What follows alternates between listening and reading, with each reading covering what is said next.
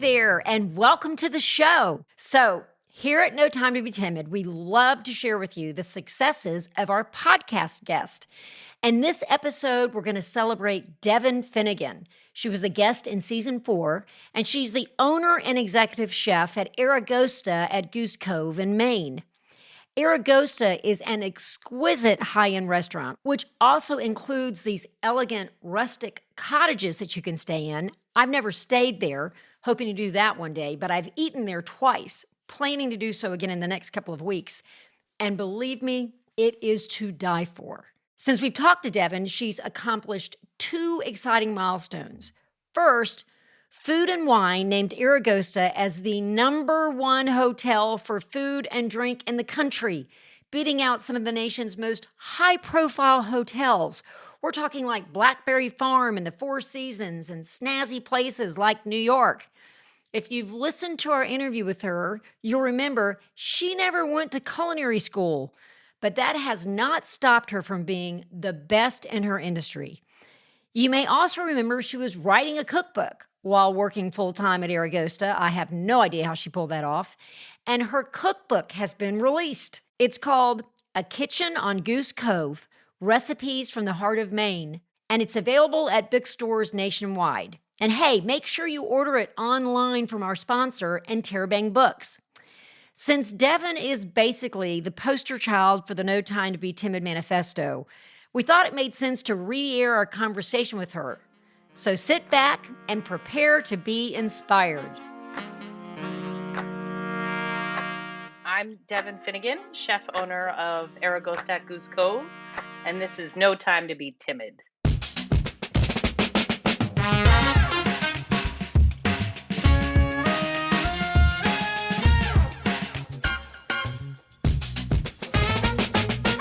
Hey there, I'm Trisha Rose Burt, and in this podcast, we talk to artists who show us how to find the courage to take risk, step out of our comfort zones, and use our creativity to make our work and change our world. Pay close attention because this is No Time to Be Timid. Hey there, and welcome to the show. As you heard in our last episode, my sweet mother, Sadie B, died on April 15th. Thanks to my listeners who've reached out with your condolences. I'm sad for me, but happy for Mama.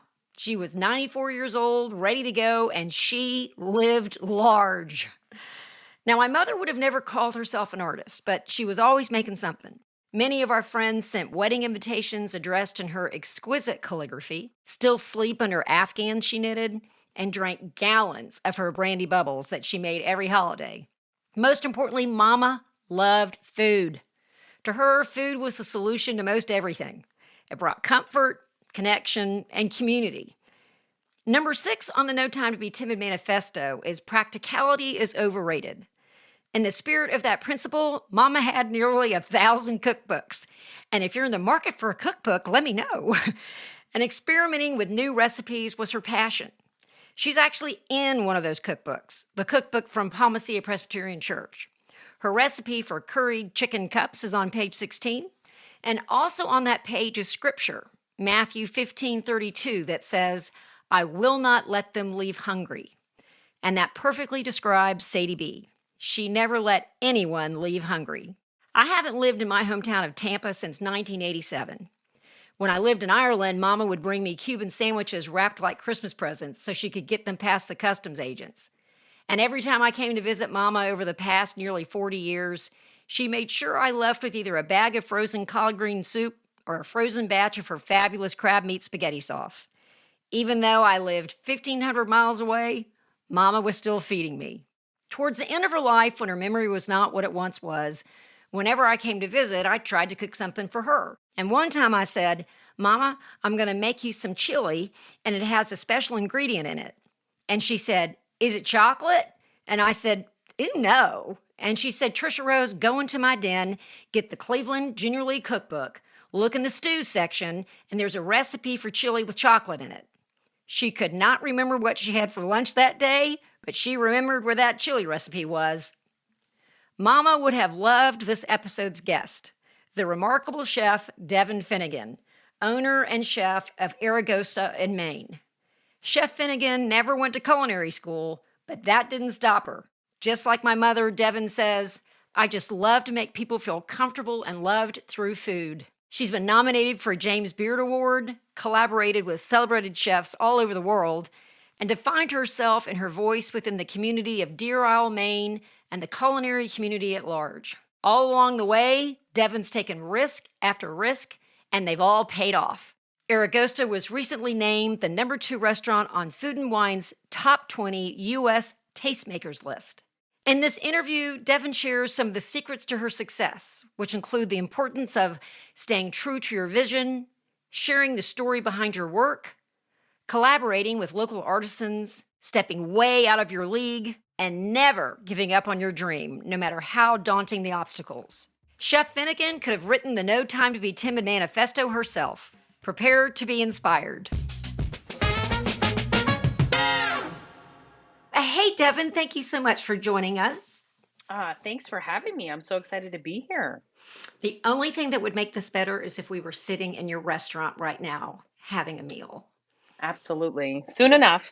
We go every summer to our friend Tim Donovan, who's the one who told us about your restaurant. He was also the first guest of the podcast. Season 1, episode 1 was Tim Donovan. Oh, wow. And Awesome. We have gone for several years. In fact, we did not go, but walked past Aragosta when it was in its first version, right there on the harbor. Right there. Yeah, my first location. Yeah. But before we even get into that, I like to talk to people who got where they are from sort of an unconventional path. Like they didn't necessarily know they were going to end up doing this particular thing. Right. For the show, we've created a thing called the No Time to Be Timid manifesto that has different points to it. Like the first one is the riskiest thing you can do is play it safe. And the second one is there is more than one right way in life. And what I'm interested in for you is that 20 years ago, more than 20 years ago, you went to Savannah College of Art and Design. For photography, yeah. Yeah, with the intention of photography. And so tell me what that motivation was and then why you dropped out. Yeah, I always loved taking, photographs, and it was kind of my niche in Vermont, driving down the country roads and just taking photos. And one of my sisters was going to Savannah, to SCAD, and I had been there and I loved Savannah, and I thought, well, I'll just do photography. And so I went and I had a great time doing it, but I suddenly found myself, missing the passion that was inside of me, which was cooking. And I would cook for her. I was, always going to the farmers market, seeing what was available. My dad is a chef, so I was the one that worked in the restaurant with him. I never thought I would be a chef. Never thought that that was the path I would choose. But then I realized that that's really what I love to do. Like, when was the moment you knew that? When did the penny drop and go, wait a second, this actually is what I want to do here? I think after I had met my now ex-husband, but my husband at the time, and we started having dinner parties and really becoming this host. So it was when I moved back to Maine, and I had bought a sailboat randomly before I went to college, and so I had this tie to Stonington, and I had this like vision of what where I wanted to be, and honestly, it wasn't in Savannah at that time.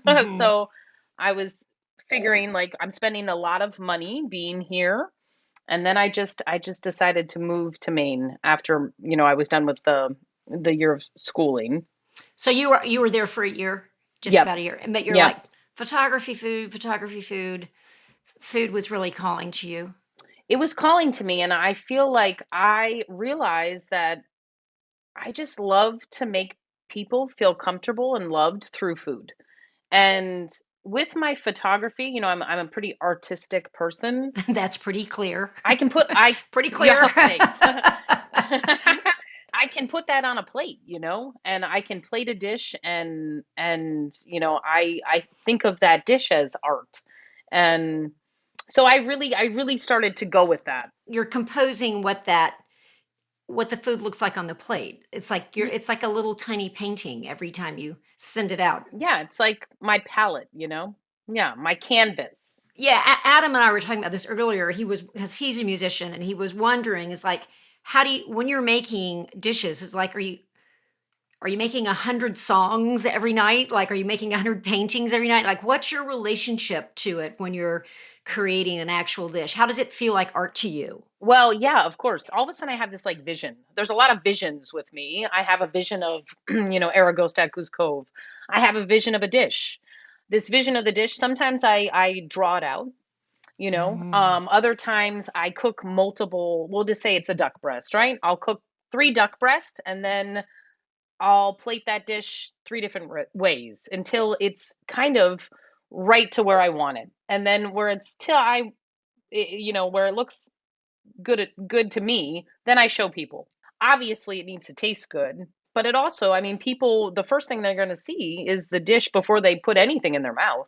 Yeah. So it needs to be aesthetically pleasing. Yeah. So I do a lot of certainly on my off season, I have a lot of journals. I do a lot of reading. I do a lot of I try to travel and see what other people are doing, and that's a fun way to do it.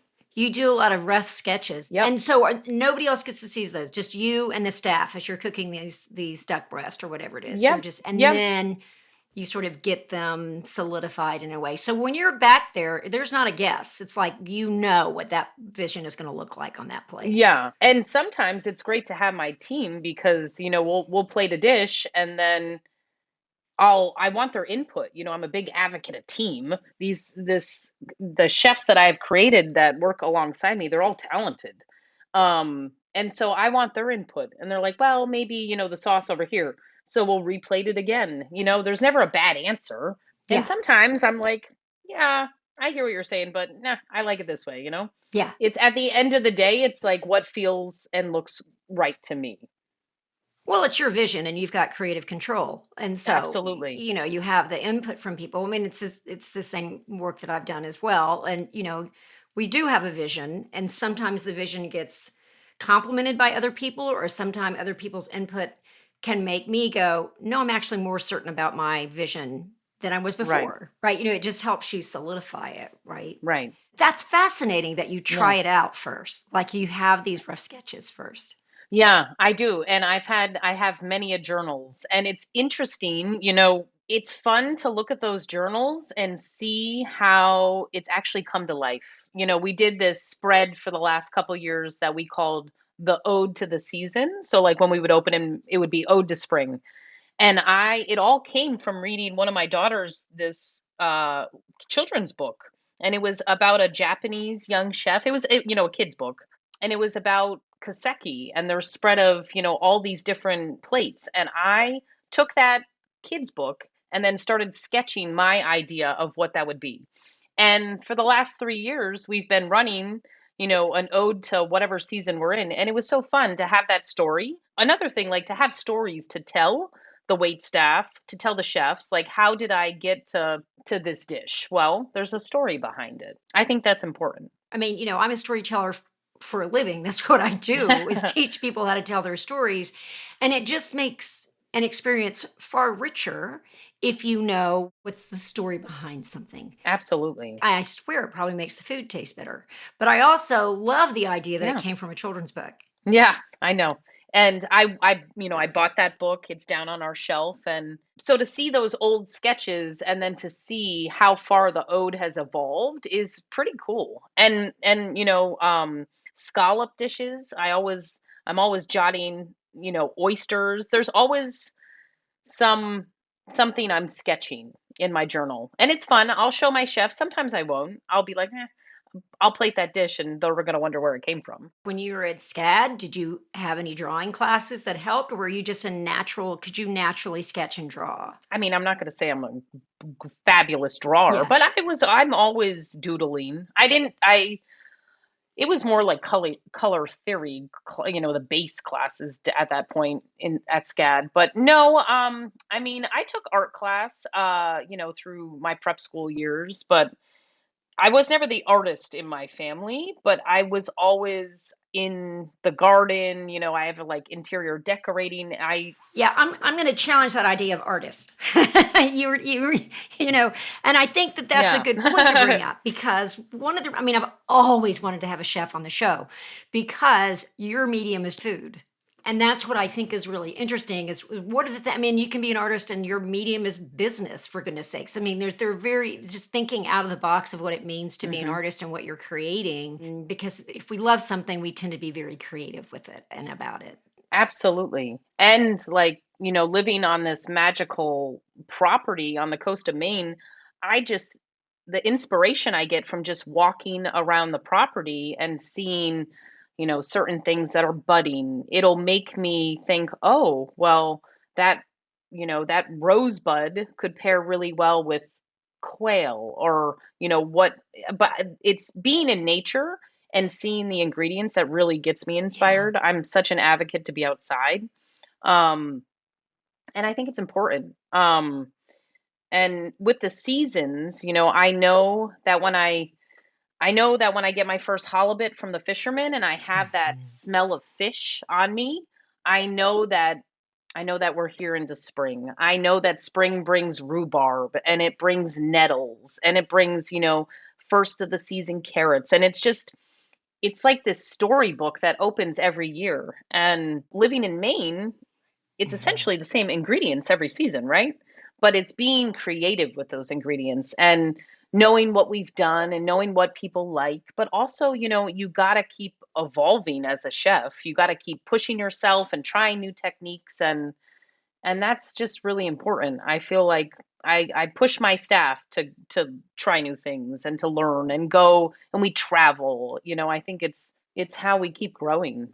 Well, there's been a lot of travel. I mean, because I've been researching your course before the interview, and you've done a lot of travel, and you've also really sought out very accomplished chefs to learn from. And so, talk about that journey of because I think as artists to really grow, travel is so key. And also, who are our mentors? Who are our teachers? Who can we learn from, and who can push us and help us be more creative and more curious and ask the right questions. And so, talk about that part of you that really wants to grow and learn and know. So when I first realized that I wanted to be a chef, I was like, okay, I want to go to the best places. I didn't go to culinary school. That didn't stop me though. No time to be timid, right? Yeah, absolutely. I was out of my league. I had met connections through various people that, it got me to be able to go to Per Se. So I'm in Per Se, a three Michelin star, restaurant, Thomas Keller, and I'm with all these talented chefs that went to culinary school. And here I knew that for me, I'm a hard worker and I can pick, I'm also aware of what's going on. So I felt like putting myself in situations that was uncomfortable led me to grow. Led Yeah. me to open a door to then, okay, there's Thomas Keller's restaurant. Well, what about Dan Barber? Let's go to Stone Barns, let's go to his smaller restaurant in the city. Again, I mean, out of my league, right? I'm not from the city. But I was bringing something else to the table. I was bringing that I was coming from an area where we have the most famous seafood. We have the most famous farmers, and I know all these people.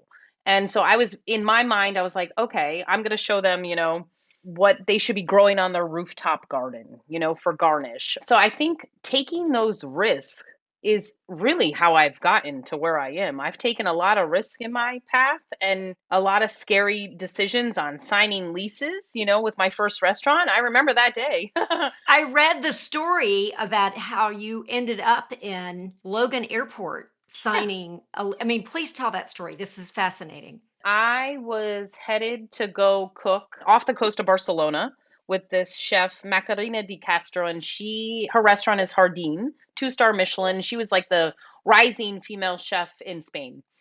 And so I was headed coming from Bangor Airport, changing flights in Logan, and I was in the Starbucks line. And I just started talking to the gentleman because I'm coming from Maine. Everyone's pretty friendly here. So I was just talking, and he was headed to Maine. And I asked him where, and he said, "Oh, a tiny town, up the coast." And I said, "Oh, well, where?" And he said, "Stonington." I said, "Whoa, what are you doing in Stonington? That's where I live." He was going to put his building, his restaurant, up for lease, and he was going to do the walk around and put it in the paper. And I asked him if he had 30 minutes to sit and talk with me. And he did, Rudy, and he was great. And we just talked and we shook right there that he wasn't going to put it in the paper, that he was going to wait for me. I was going for 3 weeks to go cook, and I shook with him, went to go cook in Spain, came back 4 weeks later, opened Aragosta. That is so insane. That man, I learned that first night of service to the first week to the first year. It's it's amazing. I mean, at that point in my life, that was the perfect restaurant for me. It was elegant, it was small, it had, the deck, it had the location, and it was great. I am like so thankful for that. But I remember signing that lease when I got back, and it was a big decision. I didn't know Yeah. if we were going to have people. I didn't know if Stonington needed a high-end restaurant.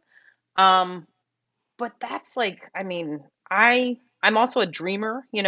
So you got to for me, I got to dream a little and take the risk, Yeah. and it's paying off. I mean, for sure. Yeah. And what I love about you, even just to back up even a little bit, when you were talking about, taking the risk and working with these chefs who were very accomplished.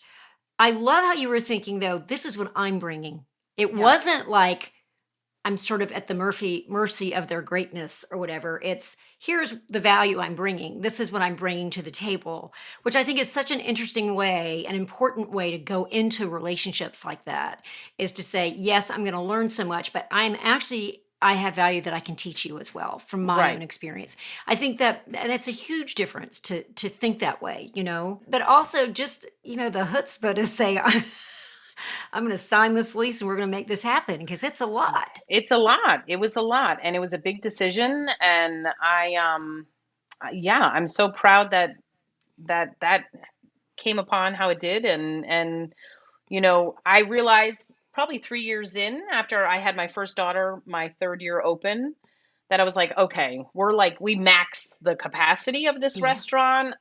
Now I'm a mom. The thought of living on property was kind of the next goal for me. And Yeah. then I started doing my research and figuring out where that might be. Yeah. So let me ask you this before we get into version 2 of Aragosta. What is the one of the things you learned that was like, well, wowza? Trying to train a staff. Well, the first night open, we were, I mean, now thinking of it, it wasn't even really that busy. We were like, maybe at 30 covers, but they all sat at once. I think we learned about staggering reservations. I think we learned, you know, how to plate oysters quicker than, let's get a little better at chucking. Just, being in a new kitchen, and it's one thing to prep and get yourself ready for service. It's another thing to be in service and having that flow continue. One thing that I can say about me as far as a chef, I'm a pretty good expediter. It's like I can run the flow of the restaurant, and I am aware of what's going on, and I have leaders in the front of house, but it all has to work in sync. Otherwise, one of it doesn't, and Yeah. then Yeah. food is cold or guests are unhappy or whatnot. But just learning the new flow of a kitchen and learning, okay, this is what we're going to do different tomorrow. We're going to set the salad station up over here, we're going to change the oysters over here, and then after that first week, it was like my first payroll, and then I was like, whoa, Yeah. okay, you just don't pay people by the hour. You got to match federal and state, and it was just very eye opening to me. It's the business part of the artistry, and it takes all of us. I mean, I'm like, wait, what? I mean, can I just make the stuff? Do I actually have to do this back end? And it does sneak up on you. Absolutely.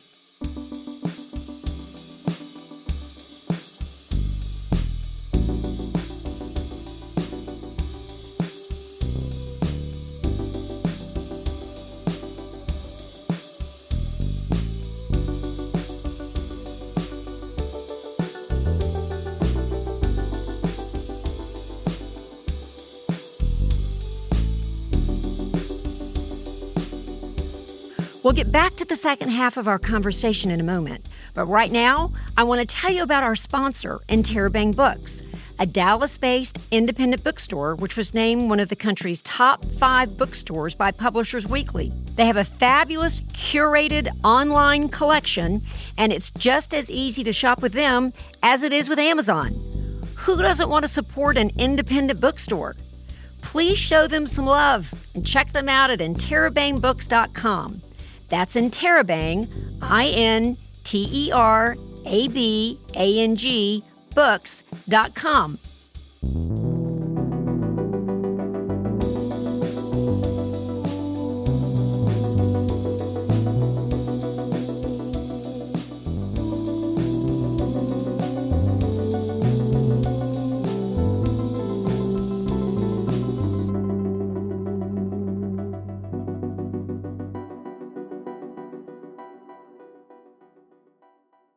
So you max out and you say, I need to grow into a space that's larger where I can be on property. How did you find where you are now in Goose Cove?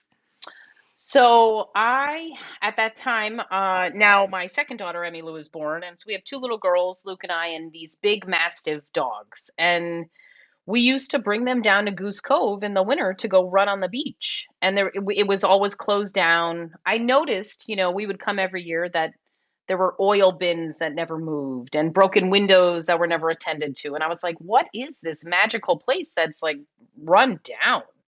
And so I started, figuring out who owns the property and what was going on here. And through Elliot Coleman, who Four Season Farm, he's like the legend of organic farming. He introduced me to my investor, and it just shows this what I'm going to tell you next. I just never gave up.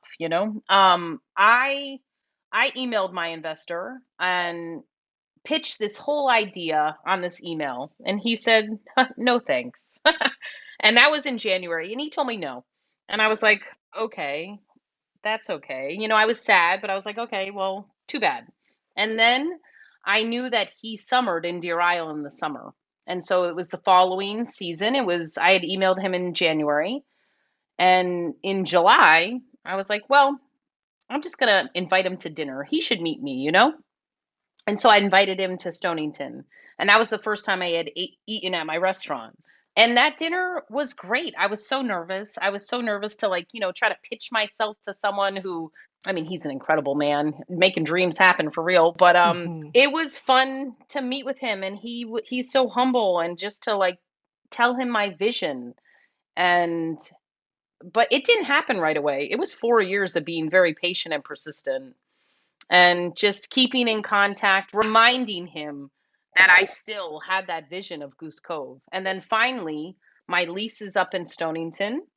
I was either going to sign another, 6 years of that location, or I was going to move forward with Goose Cove. And I finally called my investor and said, listen, the living in limbo it's hurting my soul, is what I told him. I said, I either need to move forward or I'll just stay in Stonington. And that's what it took. And then that was in November, right before Thanksgiving. And then January 10th of 2019, we got the keys to the property. It was amazing. I drank a lot of champagne that day. But you know what? We had a woman on the show in season 3. Her name is Laura Wilson. And it took her 4 years. She's a photographer. Took her 4 years to get a picture of Cormac McCarthy, who had not been photographed in 20. Wow. And she just kept going from this angle, this angle, this angle, this angle, and just kept at it, and then got these amazing shots that no one's gotten. And he hadn't been photographed in 20 years. So it's that same persistence that you had. You just keep the communication open. Yep.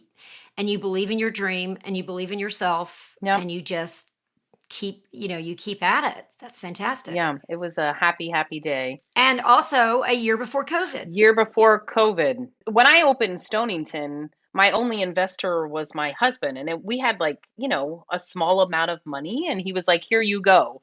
And that was that. It was a turnkey restaurant. Goose Cove was not. It was, it's 21.9 acres, 9 cabins, roofs falling down in these cabins, a restaurant that is just dirty, dingy, not up to code. We went into full renovation. I learned a lot about a budget. I learned a Mhm. lot about, oh, I would love that light fixture, but it's not in my budget. I learned a lot about using the local community, and that's really where I used every local person I could possibly think of, because I knew that I was given this gift essentially of having an investor that, we're investing in this property, but I'm able to use a local potter to make my dishes for the restaurant.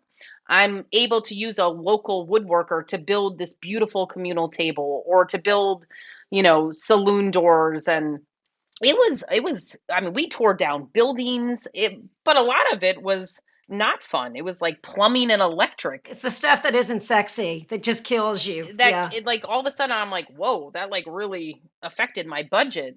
But it also showed my investor that, okay, she does have a vision. And that gave him, I think that just encouraged him that, maybe I'll help her a little more. And then when he started to understand, like, he started to trust me. We didn't know each other. Yeah. He had a dream of this property, and I've made that dream come true. And he tells Yeah. me that all the time. And I like the feeling I have hearing that. It's incredible. It's such a great example of collaboration, and I know, I have people who are believing in me, which is why this podcast is able to happen, right? Mhm. And when you have someone who believes in you or is helping you make a dream happen, and you end up helping their dreams come, there's this wonderful collaboration that takes place, and it requires trust. Yep. And it does require having them go, man, they're serious about this. They do Yeah. have, and so it really seems like you delivered. But I also love this in all of the conversation with you. One of the lines, again, in the manifesto is constraints are opportunities. And every time you have a constraint, you make that work for you. And so I think that's such part of your success. A lot has been, I'm going to work within the seasons and what's available during the season. I'm going to work within this, I have this budget. And so I'm going to work within this community of local artisans, which makes it an even richer, more beautiful. I mean, I've been to your restaurant. It's exquisite. Oh, And thank you. there is a feeling that it is so part of the fabric of Maine and of that space. And I mean, it's just so rooted in the landscape, and it all feels like everyone is vested, right? Does that make sense? Like, Absolutely. I mean, Yes. it almost feels like an installation piece. That's amazing. It's exquisitely done. You have a great sense of aesthetic. If our listeners go, but I Yes. sat at the bar to have a 3-course meal, and there is a wall covering Mhm. behind the bar that is exquisite. It's that Yeah. gold metallic. What is Yeah. it made out of even? I mean, that's wallpaper.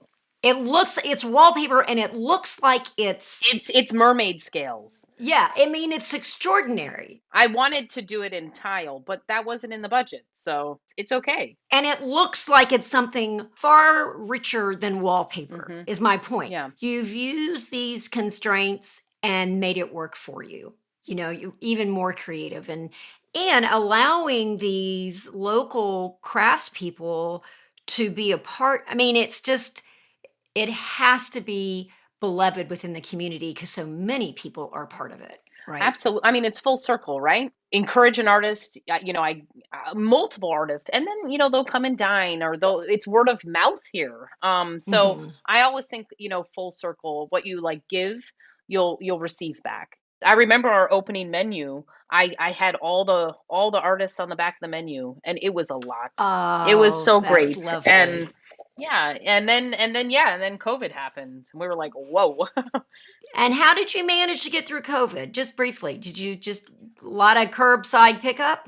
A lot of curbside pickup, but like fancy curbside pickup, with like little our like Aragosta. I had never played it in boxes before, but we figured it out. Yeah, yeah, And yeah. that was great. And then that following year is I took, 60 seats out of my dining room and presented a tasting menu, because I knew that if we weren't going to do the amount of covers each night, we had to figure out something in order to survive.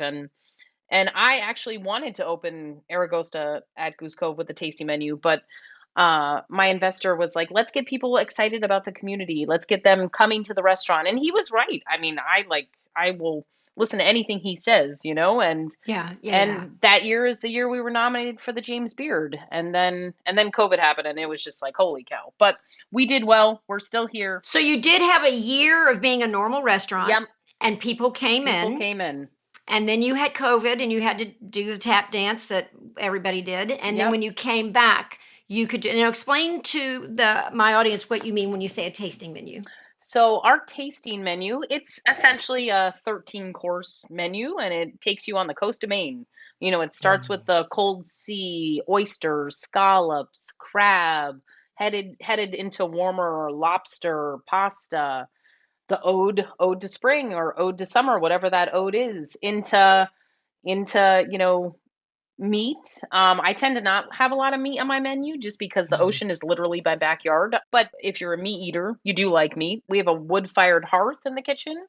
We cook over live wood, so that pairs really lovely with meat. So, and then you head into, a sorbet, a palate cleanser, into dessert, into like a little treat at the end. It's an experience. It's like 3 hours. Yeah, yeah. But we also offer a bar menu, which is 3 course, which you had. And that's what I did. And I Yeah. will, for me, it was it was very funny.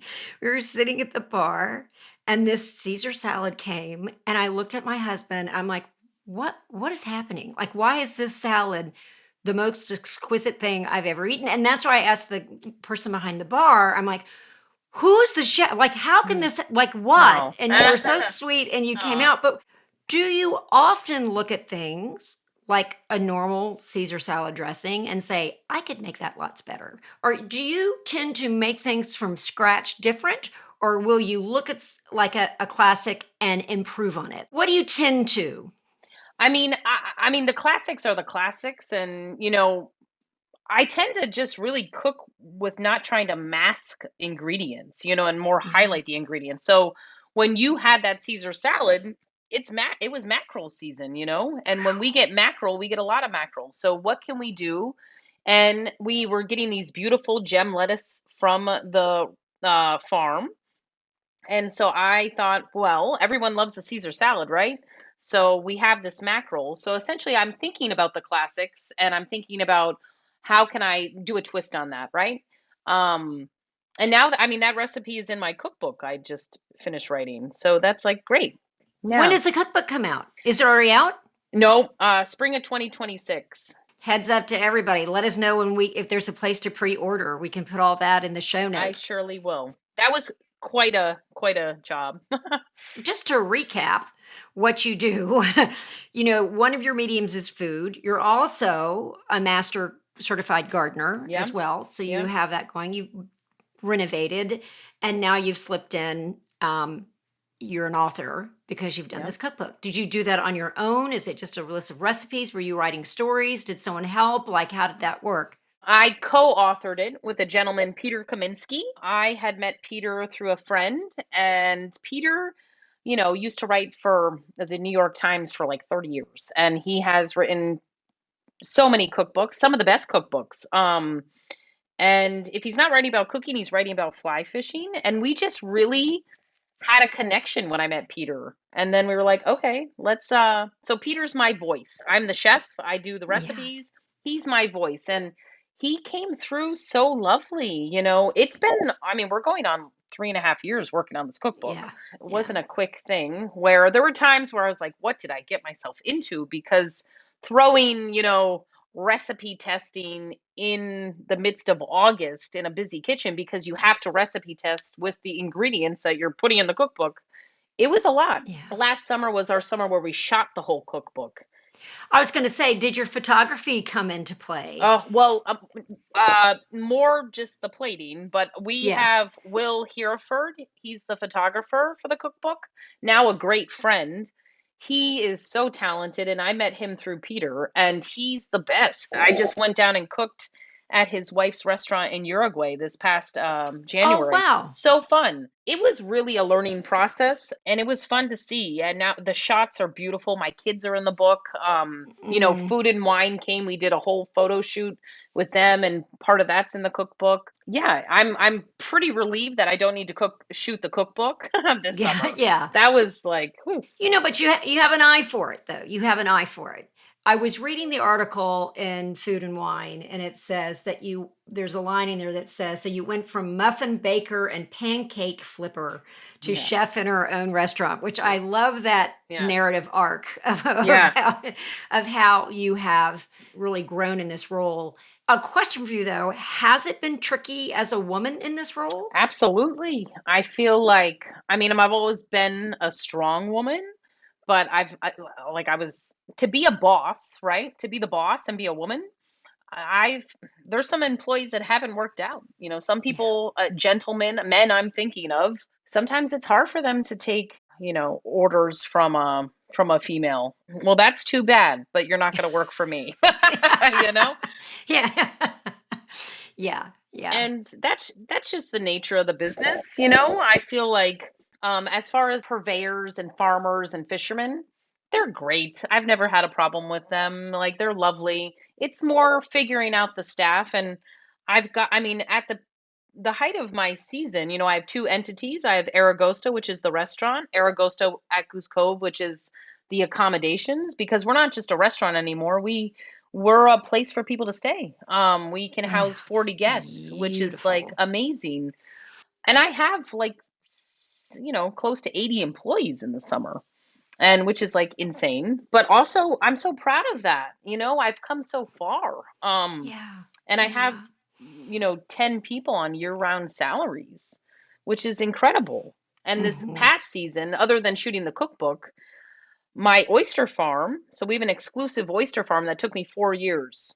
4 Wow, I years. didn't know Yeah, that. it's so we have when I first got the property is when I started working on that with Luke, and then I put a pause on it after we divorced, and then I went back to it, and it took me 4 years to get that oyster lease, and so now we have exclusive Aragosta oysters that you can only eat here, which is so incredible. That's I know, fantastic.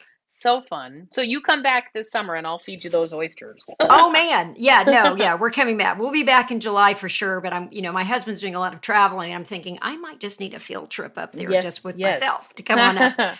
So I have two questions I want to ask you before I let you go. First of all, I know that you're eager to get to Asia and Japan. Yes. Tell me about that dream to get there.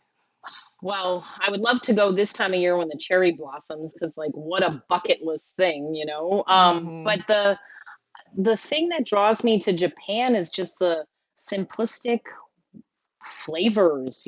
They're so incredible in how they just highlight, say this, this fish, and very delicate flavors. I just want to go to Japan and eat my way through Japan. Can I please go with you because that is so on my bucket Oh list. Well, man, just the aesthetics of Japan, the aesthetics. food of Japan, just everything about Japan is exquisite. And just so, just that it brings, like, just thinking about it's there's this calmness that I would really love to.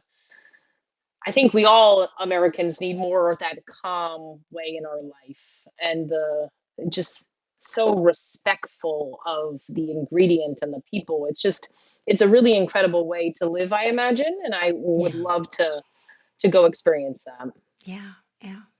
All right. Okay. So, this is the question I ask all of my guests. What do you need courage for right now? Oh, what do I need courage for right now? I feel like I always need courage this time of year to know that I'm headed into a busy season, and that means that I am not going to get that nighttime with my kids, to be honest. Yeah. That is a balance. I'm a single mama raising two little girls, and I always need courage for that.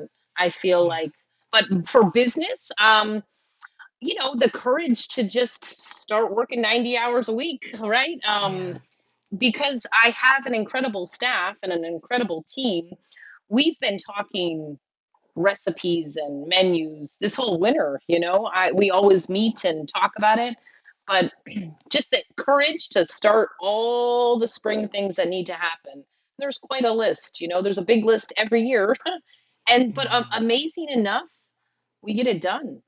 And I feel like for me, I need more courage on just being better with myself personally, on like, you know, having time to just have that personal time. Yeah. I'm like, once I start working, it's really hard for me to stop working. Yeah. So just more courage to have more time to just me. And having that time, it'll make everything better, right? It'll make the food Hmm. taste better, it'll make the staff feel better. But it's hard for me. I like hands-on, and it's hard to just walk away. So I like courage on getting better about that. Yeah. To refill the well. Yeah, You, absolutely. you got to refill your well. So yeah, so we will be sending you courage to take care of yourself. Yeah, And thanks. you're not the only one that needs that. Yeah. There's a Yeah. group of us. Thank you so much, Devin, for being on the show. We're so excited, and we'll put all the information in the show notes because it is a beautiful experience to go to Aragosta, and what you've created there is just beautiful. And thank you for your commitment from starting from the very beginning. It's been, I mean, you can look back and know how many years now since 2019 or 2013 from its 2013 from its original. original version, Yeah. so you can Yeah. look back and go, wait, I'm pretty good at this. And Yeah. that'll give you the courage to keep going, I hope. Absolutely. We're not going anywhere. But thank you so much. It's been a pleasure. Nice seeing you. Thank you. We'll talk again soon. Okay, thank you.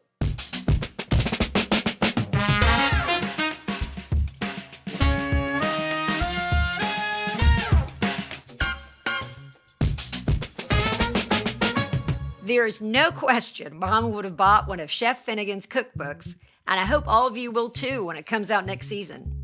In the meantime, here are some questions to think about. What are your visions and how do you realize them? What's the story behind your work? And how are you taking risk and pushing yourself way out of your league? For more information on Aragosta at Goose Cove, or to make a reservation to eat or stay, go to aragostamaine.com. And you can follow Aragosta on Instagram at aragosta.maine.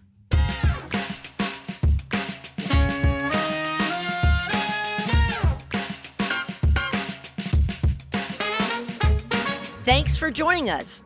And hey, if you have a minute, please check out my TEDx talk that's now live. It's called How I Redeemed 35 Years of Regret. I talk about a decision I made in my 20s that I regretted for 3 decades and finally made right in my 60s after making an audacious move. You can view it on my website at trisharoseburt.com or on YouTube by searching for Trisha Rose Burt TEDx Portsmouth. The story's been resonating with lots of folks, and if it resonates with you, please leave a comment and share it with your friends. This will help the story reach a broader audience. Thanks in advance for your support. And remember, this is no time to be timid. No Time to Be Timid is written and produced by me, Trisha Rose Burt. Our episodes are produced and scored by Adam Arnone of Echo Finch. And our executive producers are Amy Grant, Nancy Perot, and Sage Wheeler. I'd also like to thank contributors to my Fractured Atlas fiscal sponsorship, which helps make this podcast happen. No Time to Be Timid is a presentation of No Time to Be Timid Productions. You can change yourself and change the world. It's no time to be timid if you haven't heard. You can find